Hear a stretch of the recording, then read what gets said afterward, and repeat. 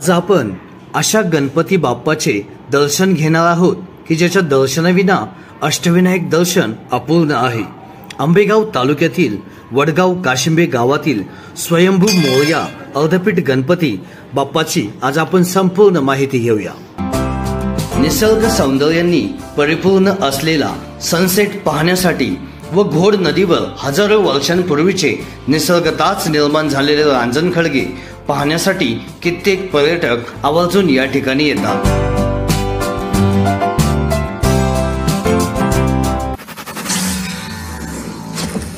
नमस्कार मित्रांनो, स्वागत आहे एका वेगळ्या अशा व्हिडिओमध्ये। मित्रांनो, आज अचानकपणे मी निघालो होतो गावाला वोटिंगसाठी। उद्या वोटिंग आहे, सो अचानक अजितचा फोन आला, अरे येतोस का म्हणून।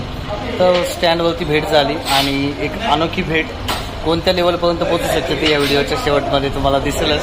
तर मित्रांनो, थोडा चहा घेऊया। या सनसेटला सोडायचं नाही आपल्याला, तो दिसतोय ना पाठीमागं, त्याला आपल्याला पकडायचं याच्या डोंगराच्या कुशीमध्ये। चलो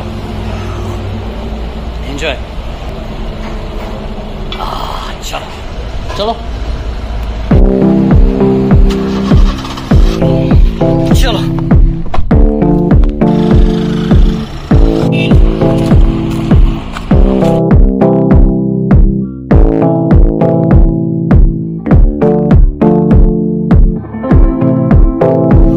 पुण्यापासून 70 किलोमीटरच्या अंतरावर असलेलं हे स्वयंभू अर्धपीठ मोरया देवस्थान पुणे नाशिक महामार्गावरील मंचर शहरातून मंचर भीमाशंकर रस्त्यावर 4 ते 5 किलोमीटरच्या अंतरावर वडगाव काशिंबे गावची कमान लागते।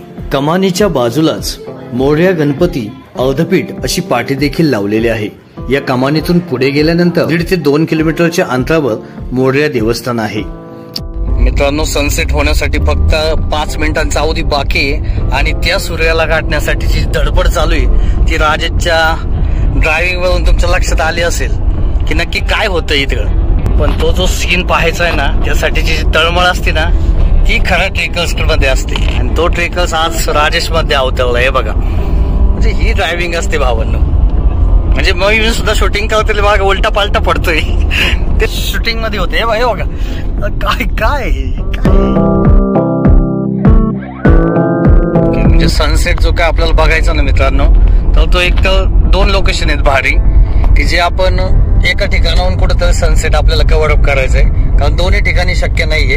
इट्स नॉट तिकडे जाण्यासाठीचा जो रस्ता बघितला तर असा सिंगल आहे की डबल जर गाडी आली तर थोडासा प्रॉब्लेम येऊ शकतो, पण निसर्गरम्य वातावरण बघायचं असेल तर नक्की यायला पाहिजे। या कमानीतून पुढे 1.5 ते 2 किलोमीटरच्या अंतरावर या पद्धतीने असा रस्ता तुम्हाला पाहायला मिळतो। त्यातून पुढेच मोरया देवस्थान आहे।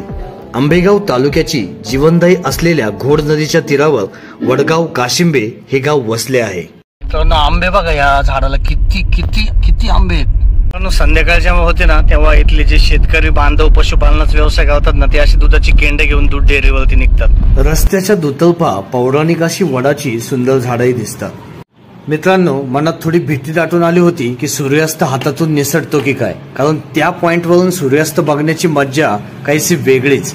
आणि समोर जर बघितलं तर वडगाव काशिंबे गावातलं श्री रामचंद्रांचं मंदिर या ठिकाणी समोर दिसतंय। त्याच्याच बाजूला आपल्याला आजचं ज्या ठिकाणी आपण दर्शन करायला जाणार आहोत ते गणपती बाप्पाचं मंदिरही आहे।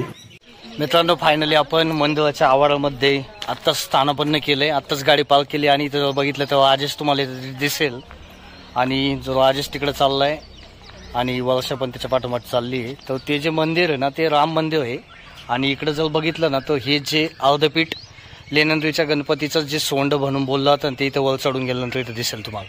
तिकडे पण जायचं आहे आपल्याला। थोडं पहिल्यांदा राम मंदिराचा थोडासा व्ह्यू घेऊया आणि सनसेटचं पण मज्जा घेऊया। चलो मित्रांनो, ज्या सूर्यास्ताची आपण आज मी तुम्हाला चर्चा केली होती, जी वाट पाहत होतो आपण, तो सूर्यास्त आज मी तुम्हाला दाखवतोय। मित्रांनो, सनसेट दाखवतो। आज सनसेट पाहायला केलाय तिकडं, तो हा जर बघितला ना तर हे बघा, बोगनवेल शेजारी राजेशच्या आणि त्या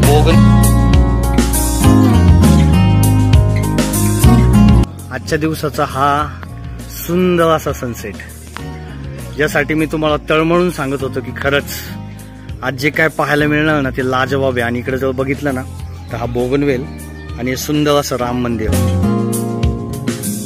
मित्रांनो, आता आपण निघालोय अर्धपीठ गणपती मंदिराकडे. गणपती बाप्पाच्या दर्शनासाठी जाण्यासाठी आपल्याला या कमानीतूनच आत जावे लागते.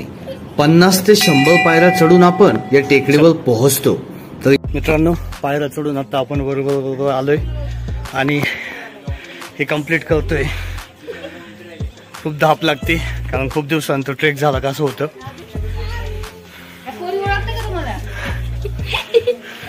त्या छोटीला थोडीशी क्युरिओसिटी होती, तिला वाटलं तेवढंच थोडंसं व्हिडिओमध्ये आलं पाहिजे कारण आनंद असतो लहान मुलांचा, तो आनंद त्यांना दिला पाहिजे.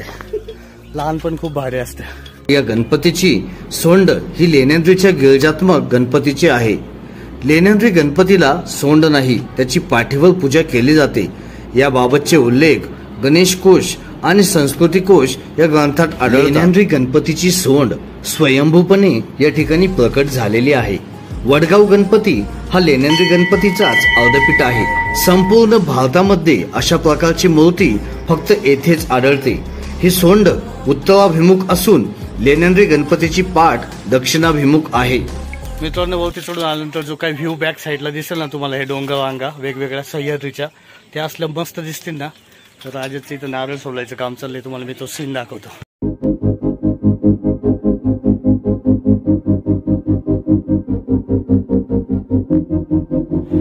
सदर गणपतीच्या सरळ पाहिले असता श्री क्षेत्र लेण्यांद्री दृष्टिक्षेपास येते.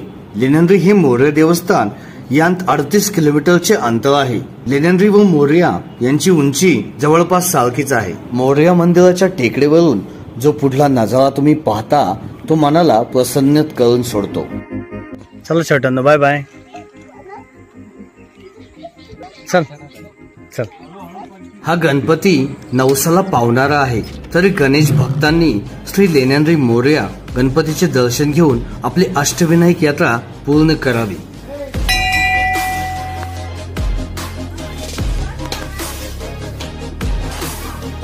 नवीन नवीन कुत्रे भेटत असतात, नवीन नवीन सोबती. कसं आहेस भावा? मित्रांनो, तुम्हाला हा व्हिडिओ खरंच उपयोगी वाटत असेल तर मित्रांपर्यंत शेअर करा, लाईक करा आणि सबस्क्राईब करायला विसरू नका. चला बाय बाय. मित्रांनो, भयान अंधारामध्ये आता आम्ही आलोय आणि जो बॅक साईडला बघितलं तर मलाच काही दिसत नाही, फक्त एक झाड आहे असं काहीतरी. माझा हात पाय हालताना दिसत असेल, पाय नाही हातच. आणि राजेश कुठे गेलाय? हा आहे बघा इथे, हे दिसतच नाहीये काय. आणि अशा याच्यात आम्हाला व्हिडिओचा एंड करायची वेळ आली. चला आपण भेटू ब्लॉग्स. Bye bye.